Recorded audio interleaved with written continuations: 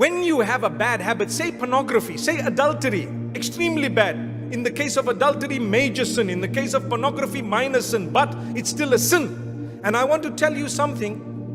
When you have a bad habit of this nature and you want to eradicate it and you have told yourself no more, a day will come when you might slip up again, right?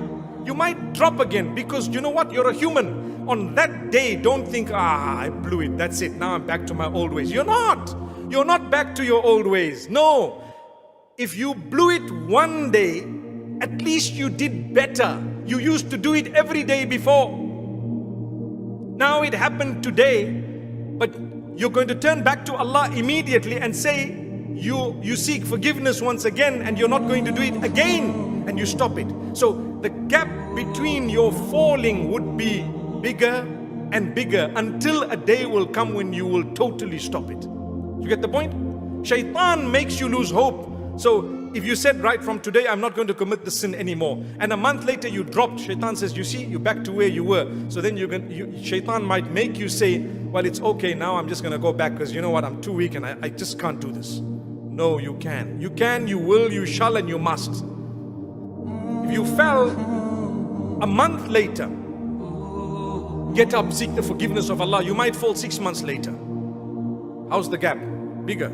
Is that an improvement? It's like smoking 3 cigarettes from 30. You see, big improvement. After that, you might fall a year later. What happened? You must get up immediately and promise Allah that you're going to stop it and you're not going to do it again. That's the condition. Then you can eradicate that bad habit. Otherwise, if you're going to give up every time you fall, we all fall. We all fall, myself included. We are human beings.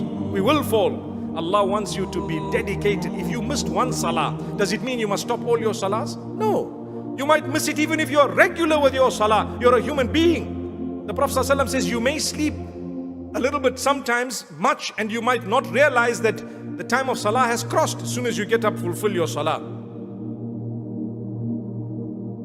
Or you might suffer with forgetfulness at a time. It's possible. You were busy doing something and you forgot.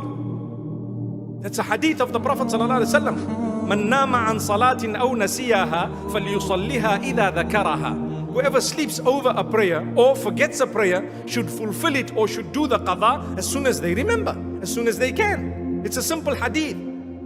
He didn't say that's a bad person, because you're a human. But the point I'm raising is, in the same way, when you are trying to get rid of a bad habit, you might falter somewhere down the line. Don't let that be a means of you giving up, but rather get up and continue for longer without that bad habit. In the same way that if you were to miss a salah, you won't just throw in the towel and say no more salah for me because I missed one, but rather you will make sure you do the qadha, you seek Allah's forgiveness, you continue further, and you try your best not to miss a salah. Perhaps years will pass and you wouldn't have missed a salah. May Allah keep us all strong.